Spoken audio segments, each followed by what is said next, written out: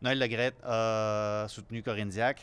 Oui, Du côté des internationales qui sont sorties publiquement au cours des derniers jours, ben, elles ont le soutien d'une Sarah Boadi, par exemple, Gray Jumbuck, Sonia Bonpastor, Megan Rapinoe, Alex Morgan. C'est quand même une bonne liste.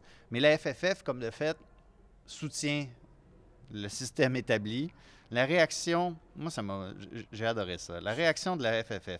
Son comité exécutif réuni le 28 février se saisira de la question à cette occasion. La FFF tient à rappeler qu'aucune individualité n'est au-dessus de l'institution Équipe de France.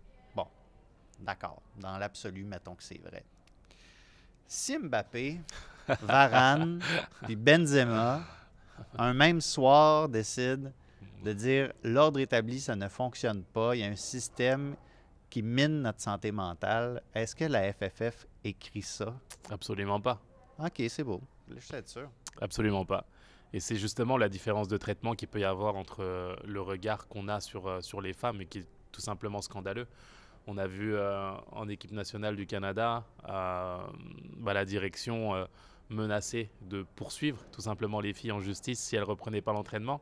Est-ce qu'on pourrait l'imaginer chez les garçons? Absolument pas. On les convoquerait, on essaierait de discuter avec leur agent et on se dirait que on va trouver une solution. Mais les filles, non. Soccer Canada menace de poursuivre Alfonso Davies. Exactement.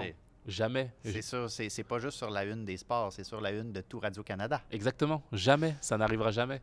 Pareil pour les filles, je veux dire, on les invective de cette façon-là, comme tu l'as dit. Tu remplaces leur nom par Mbappé, Varane, Benzema ou Griezmann, jamais de la vie, on les traitera comme ça.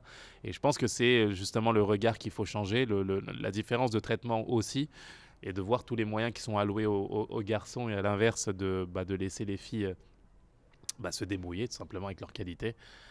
Je trouve que c'est le moment de changer les choses s'il faut les changer aujourd'hui. Ben, ce qui est encourageant, c'est que quand les femmes canadiennes ont été menacées de poursuite, comme je viens de le dire, c'était pas juste ça non plus sur la une des sports, c'était sur la une de tout Radio-Canada. Et en France, c'est le même traitement qu'on réserve à cette crise-là avec TF1 qui diffusait ça à heure de grande écoute, hein, tu le sais. En France, c'est le 20h, c'est notre 18h. Hein. Exactement. Donc voilà, on prend la pleine mesure de ce que ça représente. Donc, 28 février, c'est demain, tu l'as dit. Demain, le comité exécutif de la FFF qui va étudier le tout. On verra comment ça va évoluer.